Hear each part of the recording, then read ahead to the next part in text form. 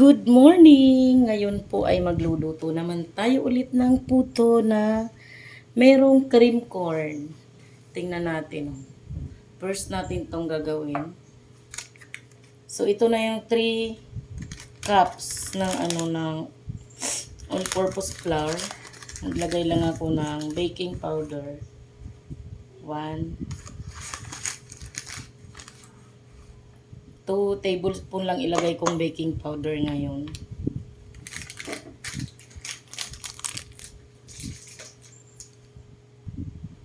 Ayan, dito na naman po tayo sa no edit vlog. So instead na maglalagay tayo ng sugar, ang ilalagay natin ay condensed milk. Wow, ang sarap po talaga nito. Lahat ng mga condensed milk po to ay masarap. At alam nyo po ba na ako ang pinakauna sa mundo ng YouTube na nag-upload ng condensed milk po to. At nag-trending po yun, umabot siya ng 2.4 million views I think. Yan, may meron tayong trivia, history, habang gumagawa tayo ng puto. Maglagay po ako ng 2 itlog. Idiretso ko na kasi alam ko naman na goods ang egg. Minsan po kasi kaya din natin dinidiretso yung mga egg kasi baka po kasi sira. So, yun. 2 egg yung nilagay natin ngayon. Generous tayo ngayon sa egg. 2 eggs ang nilagay natin. Pagkatapos maglalagay tayo ng oil. Para di na tayo magigrease ng molder, maglalagay po ako dito ng 4 tablespoon na oil. Pwede pong coconut oil, pwede po itong i-substitute ang melted butter. 2, 3, 4. Masarap po yan kung melted butter kasi wala naman tayong melted butter. Wala pa akong butter dito. Medyo pricey po kasi yung mga butter.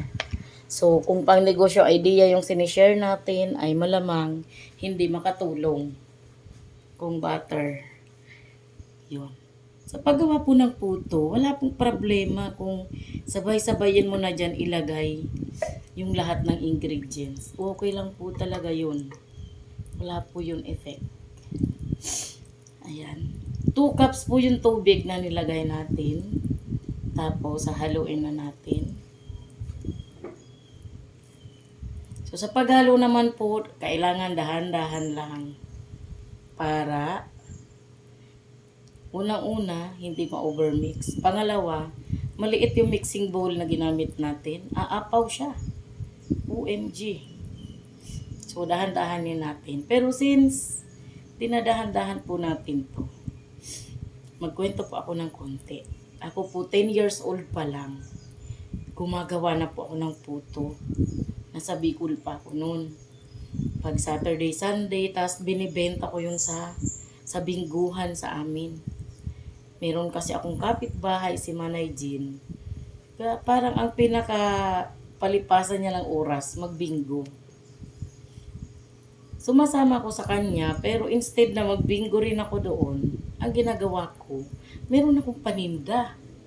Minsan yung mani na salted peanut, minsan yung ganito nga puto. Tapos ang puto noon, nilalagyan ko siya ng Sprite pag gumagawa ako ng puto. Hindi ko rin alam kung anong purpose, pero ganun yung natutunan ko. So, di ko nga rin alam kung bakit ako marunong gumawa ng puto nung time na yun. Wala pa namang YouTube noon. Wala nga rin akong cellphone, wala kaming kuryente. Pero yun, nakapaggawa ko ng puto na hindi ko nalalaman kung kanino ako natuto.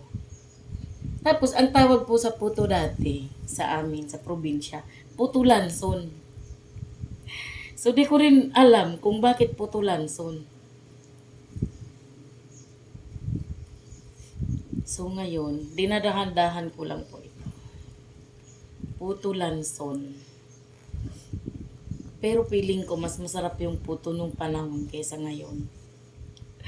Di ko rin alam ha. Pero feeling ko lang. So, medyo nahirapan ako. Tapos ilalagay ko na yung ipi-flavor natin para maano na rin siya. Ma-mix na rin siya dito. Grabe oh. Dami po niya no. Cream style corn. Yung nilalagay sa maha. Ayan oh. Cream style corn. Ito yung kakaibang ingredients natin dito sa puto. Na first time ko na naman itong ginawa. Pero since mahaba na yung video, no edit video kasi ito. I-post ko muna po. Ayan, okay na to. Wala nang buo-buo. Ilagay na natin dito sa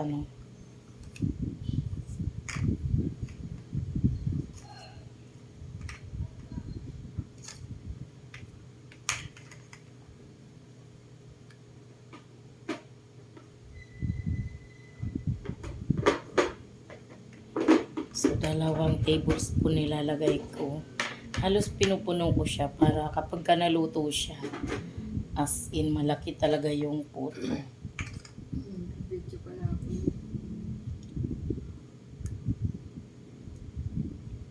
Para isang puto lang, busog na yung kakain, di ba? So, di ko na ipapakita sa video lahat ng buong paglagay ko dito sa mga puto molder kasi sobrang haba na ang video natin. So, ipapakita ko na lang sa inyo mamaya after nang may steam natin lahat. Ayan na, ready to steam. Ang ganda ng steamer natin kasi ang daming kayang maluto. 3 layer, 36. Steam ko po ito ng 15 minutes kasi 3 layers siya.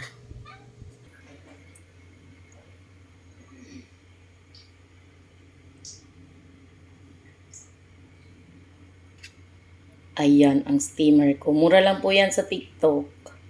$5.99. Ayan na, luto na. The moment of truth. Wow. Yan, 3 layers. Hindi ko na mapakita lahat ng layers kasi walang magbibideo. Yan. May natulo ang isa. Yan. Uy.